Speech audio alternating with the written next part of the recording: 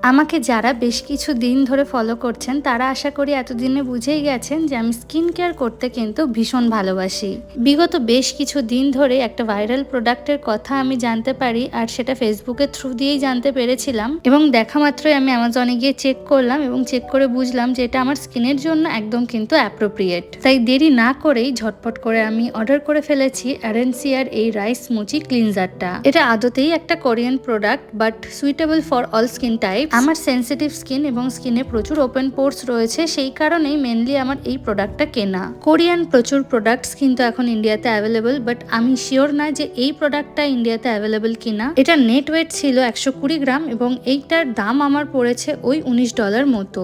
আর এখানে দেখুন ছোট্ট একটা কিউট অ্যাপ্লিকেটার কিন্তু দিয়েছে প্রোডাক্টটা ইউজ করার জন্য। আর এই ক্লিনজারটার টেক্সচার ছিল একটু লাইট গ্রিন কালারের। আপনারা কেউ যদি এই প্রোডাক্টটা আগে ইউজ করে থাকেন অবশ্যই কিন্তু আমাকে কমেন্টে রিভিউটা জানাবেন। আর আমার থেকে যদি রিভিউ নিতে হয় তাহলেও অবশ্যই কমেন্টে কিন্তু জানাবেন। আমি কয়েকদিন ইউজ করার পরে আপনাদের সাথে রিভিউটা শেয়ার করে দেবো। আশা করি ভিডিওটা ভালো লেগেছে। দেখা হবে আবার পরের ভিডিও।